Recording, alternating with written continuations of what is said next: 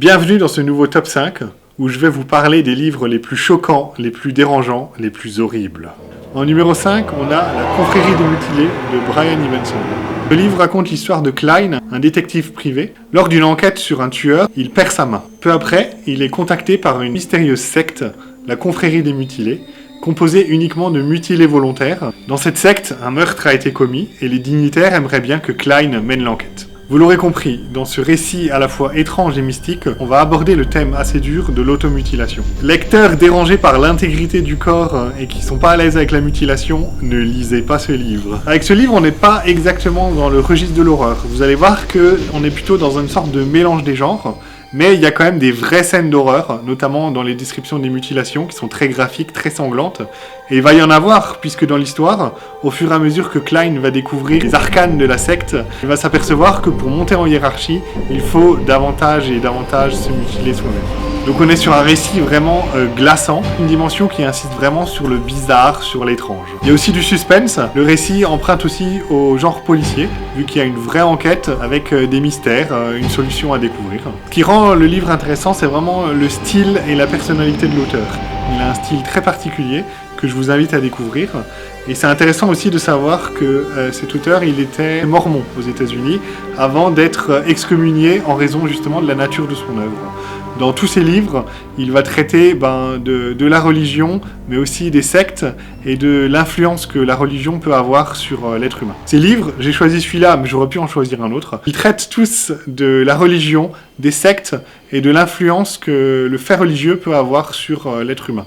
Donc c'est souvent assez mystique, mais c'est vraiment souvent très dérangeant. Donc on est vraiment dans des sujets de société très malsains, qui nous mettent mal à l'aise, mais avec une plume très intéressante, proche de la poésie, un vrai sens du récit, du suspense. Âme sensible, s'abstenir, mais si ça vous intéresse, je recommande vraiment les livres de Brian Evenson. En numéro 4, j'ai mis un manga de l'auteur Junji Ito. Junji Ito, c'est vraiment le mangaka spécialisé dans les récits d'horreur. J'aurais pu parler de Spiral, le chef-d'œuvre de cet auteur, mais j'ai choisi de parler d'un autre livre parce qu'il a fait beaucoup d'histoires courtes. Et donc c'est parmi ces histoires courtes que je trouve qu'il y a ces histoires les plus dérangeantes et les plus horribles. Ça fonctionne un petit peu comme des petites nouvelles d'horreur, avec vraiment à la fin une chute très ironique, très surprenante ou très grinçante. Et c'est vraiment dans ces petites histoires que l'auteur arrive le mieux à trouver le petit détail qui va nous mettre mal à l'aise. La petite phobie inattendue du quotidien que vous ne saviez pas que vous aviez, il va la mettre en scène et hop, ça va vraiment nous déranger. Dans cette intégrale, cette première intégrale des histoires courtes, j'en ai choisi deux qui m'ont particulièrement marqué. La toute première qui s'appelle Des millions de solitaires, qui raconte donc une histoire au Japon où on va trouver des cadavres cousus ensemble avec du fil de pêche. Le personnage principal va un petit peu mener l'enquête sur ces cadavres et en même temps, dans la société, va commencer à faire parler d'elle une association appelée Des millions de solitaires. Dans ce récit-là, ce qui est horrible, bien sûr, c'est cet aspect de cadavre cousu avec un côté très graphique, mais il y a aussi une horreur plus insidieuse, une horreur plus sociale, où on va parler donc de la société du Japon qui a beaucoup de problèmes liés à la solitude, où l'individu est de plus en plus renfermé sur lui-même, et du coup ces cadavres retrouvés cousus ensemble, ça va avoir une incidence particulière dans une société avec un problème sur la solitude. La deuxième histoire qui m'a vraiment pas mis à l'aise, le mystère de la faille d'Amigara, avec des éléments fantastiques, des éléments d'horreur, et le mécanisme qui va nous mettre mal à l'aise, c'est la claustrophobie. Moi, je suis pas du tout claustrophobe, je prends l'ascenseur tous les jours pour aller au boulot, je me balade dans les grottes et tout, mais cette histoire-là, elle trouve le truc qui va vraiment pas vous mettre à l'aise. Ça raconte des personnages qui découvrent une faille dans la roche, dans laquelle il y a des silhouettes humaines qui sont matérialisées, et qui semble appeler étrangement les personnages. Au fur et à mesure que l'histoire avance, le personnage principal va se retrouver coincé dans une de ces failles qui épouse toutes ses formes, et c'est là vraiment que le sentiment de claustrophobie va naître. Et je vous raconte pas la fin, mais vous êtes vraiment pas prêts pour ça. Junji Ito, c'est des chouettes dessins, des petites histoires d'horreur, parfois drôles, mais vraiment avec un humour jaune, un humour grinçant. Je recommande vraiment les histoires de Junji Ito. En numéro 3, Sniper, de Pavel Hack. Pavel Hack, c'est un écrivain d'origine tchèque, mais qui écrit en français. La spécificité de son œuvre, c'est qu'il va à chaque fois parler des dérives de la colonisation, du capitalisme sauvage, vraiment de tout ce qui ne va pas dans nos sociétés modernes. Et ses livres sont vraiment très crus, avec une écriture brutale, sans fioriture, qui va raconter les horreurs de nos sociétés. Dans Sniper, il va raconter donc une histoire de guerre, avec une narration à 3 voix. on va suivre le point de vue d'un sniper qui est perché en haut d'une tour avec son fusil à lunettes, il observe autour de lui, et donc c'est son récit à la première personne du sniper, un récit glaçant, sans morale aucune. Le sniper, il est ivre de sa toute-puissance, complètement embrigadé, certain que la guerre est une bonne chose et prêt à tuer n'importe qui passe dans sa lunette de visée. Ce sniper, c'est vraiment la machine de guerre sans aucune émotion. L'autre voix qu'on va entendre dans ce livre, c'est la voix des fuyards. Un groupe de villageois qui fuient, qui traversent leur pays en guerre. Ils ont perdu tout. Ils ont perdu leur maison, leur village. Il ne leur reste plus rien si ce n'est leur humanité. Qui fuient comme des migrants dans leur propre pays. Et ils sont à la merci des horreurs de la guerre, des soldats, à la merci de toutes les exactions possibles, des interrogatoires, des barrages, des tortures, du viol utilisé comme arme de guerre. Donc tout ça, ça va être raconté de leur point de vue de victime. Enfin, la troisième voix, ça va être la voix des officiers, qui va haranguer les troupes, qui va justifier la guerre, qui va justifier aussi la purification ethnique, qui va organiser minutieusement le massacre. À travers la voix des officiers, on découvre que dans la guerre, en fait, il n'y a pas d'aléas, que tout est minutieusement orchestré et qu'en fait, le massacre des innocents, c'est vraiment l'objectif de la guerre, l'instrumentalisation de la terreur. Vous l'aurez compris, on n'est pas vraiment dans un récit d'horreur, mais on est dans un récit de guerre. La guerre va être décrite par Pavel Hack avec sa plume acérée, comme un scalpel qui va fouiller et qui va mettre à jour la réalité de la guerre dans son aspect le plus cru, le plus brutal, sans aucun filtre. Voilà, donc attention quand même lecteur, là on va vraiment être plongé dans la guerre totale, sans filtre, et ce qui est vraiment à la fois intéressant, c'est que ce livre dénonce, les personnages n'ont pas de nom, il n'y a pas de nom de lieu, il n'y a pas finalement d'époque, et en fait ce qu'il décrit, c'est une guerre, mais ça pourrait être toutes les guerres. On devine que ça pourrait être la guerre entre les Serbes et les Croates, avec notamment toute cette purification ethnique, mais en fait ce qu'il décrit, c'est le lot de toutes les guerres modernes, et le livre va entrer en résonance avec les actualités qu'on peut entendre. Que la guerre, elle ait lieu en Ukraine, en Palestine ou ailleurs, finalement ce livre, il la décrit dans sa brutale réalité. C'est un livre évidemment dérangeant, parce qu'il va raconter la guerre sans phare, mais c'est aussi un livre important et percutant, un livre percutant. Position numéro 2, Une fille comme les autres, de Jack Ketchum. Une fille comme les autres, c'est l'histoire de Meg, une adolescente. Elle a perdu ses parents dans un accident de voiture, et elle va donc être hébergée avec sa jeune sœur chez sa tante, comme elle a plus de parents. Sa tante qui vit dans une petite banlieue américaine assez tranquille. Mais petit à petit, au fur et à mesure que les jours passent, cette tante, elle va commencer à éprouver de plus en plus de haine pour ses deux nièces. Cette haine, elle va se traduire par des petites injustices, des brimades, puis petit à petit, de véritables tortures. C'est un vrai enfer que va vivre Meg au fur et à mesure que le livre avance. Cette histoire, on va la découvrir à travers les yeux de David, le voisin. Il a à peu près le même âge que Meg, et il va développer une relation particulière. Et il va surtout être le témoin de toutes les exactions qu'elle va subir, le témoin de toutes les tortures. Là où c'est intéressant, c'est que ça va être un témoin finalement assez impuissant, un témoin qui va pas faire grand-chose pour l'aider malgré toutes ses bonnes intentions. C'est un roman vraiment d'horreur.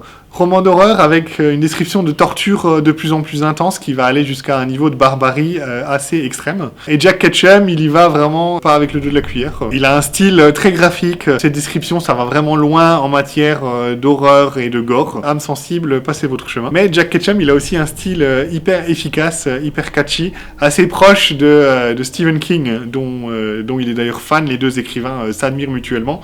Et donc on va avoir vraiment une écriture difficile à lâcher, avec énormément de suspense, et une fois qu'on a commencé le livre, on va très vite s'attacher au personnage et on va plus pouvoir s'arrêter de le lire jusqu'à savoir le dénouement de cette histoire. Malgré l'horreur extrême de cette histoire, je recommande vraiment ce livre parce qu'il y a plein d'éléments assez intéressants. Déjà, c'est adapté d'une histoire vraie, ce qui ajoute vraiment à l'aspect glaçant et à l'aspect horrible. En fait, le seul élément qui a été inventé par rapport à cette histoire vraie, c'est David, donc le personnage principal, qui est donc le narrateur de l'histoire et le témoin. Il n'existait pas dans la réalité.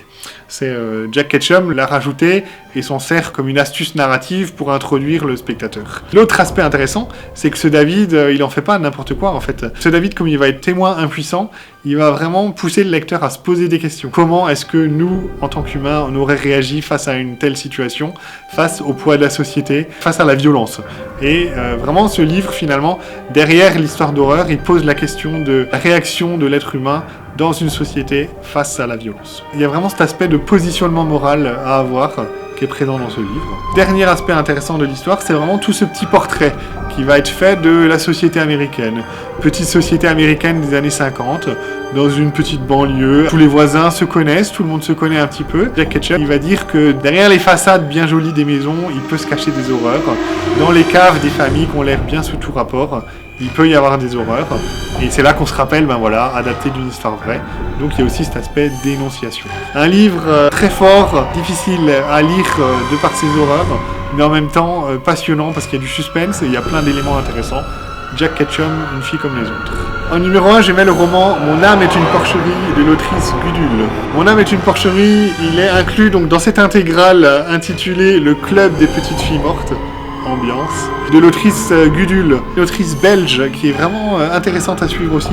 Elle voue un culte au livre, à l'écriture, à la littérature, elle y a consacré toute sa vie et elle écrit beaucoup pour la jeunesse, c'est ça ce qui est surprenant. Elle écrit pour la jeunesse des histoires fantastiques, des petits contes, des très beaux livres, mais quand elle choisit d'écrire pour les adultes, souvent d'ailleurs sous un autre nom, Gudule c'est déjà un pseudonyme, pour les adultes elle avait pris dans d'anciennes éditions, vous pouvez retrouver Anne Duguel, et donc quand Anne Duguel écrit pour les adultes, elle va raconter les livres d'horreur les plus extrêmes. Donc elle a écrit plein de romans très sanglants qui sont réunis dans cette intégrale, et j'en ai lu pas mal, ils sont vraiment tous bien, mais alors celui qui m'a le plus touché, c'est vraiment Mon âme est une porcherie.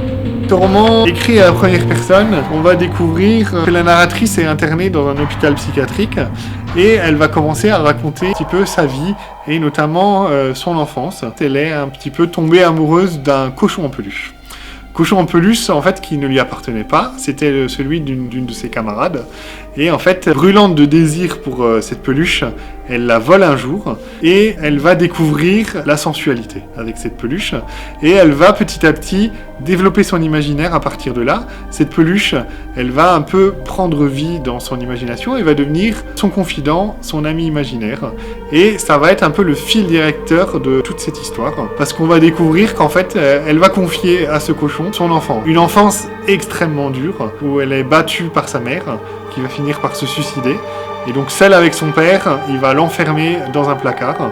Et ça, c'est juste le début de toutes les violences, de toutes les horreurs qu'elle va subir. On est toujours dans des choses assez dures, assez dérangeantes, parce que vraiment, ce qui est intéressant là, c'est que ça va être raconté du point de vue de cette narratrice.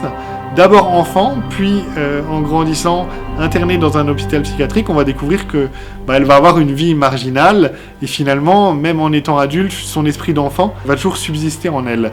Et les horreurs qu'elle va décrire avec une âme d'enfant, il y a vraiment ce décalage qui va pas nous mettre à l'aise, et qui va créer vraiment ce sentiment dérangeant, cet aspect choquant. Ce livre va vraiment nous plonger dans un univers glauque, un univers sale, où elle va faire les pires rencontres possibles, et où la perversité humaine en fait est partout, mais vue avec des yeux d'enfant. Donc il y a vraiment toujours ce décalage qui crée une double dimension, qui fait que c'est assez intéressant à suivre.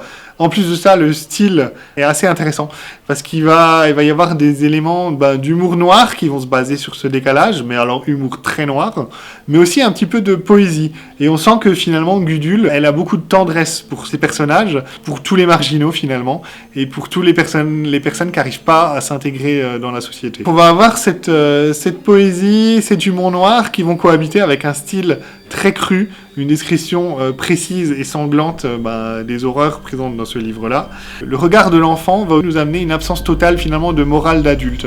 Et là aussi, c'est un aspect dérangeant de ce livre. Un roman très court, très efficace, qui va nous confronter à la perversité humaine d'une manière assez crue, mais non dénué de poésie ni d'humour. C'est un livre qui nous confronte vraiment à la perversité humaine, avec un style à la fois cru, mais aussi poétique, un peu d'humour noir, et cette dimension sociale qui va parler donc de la marginalité.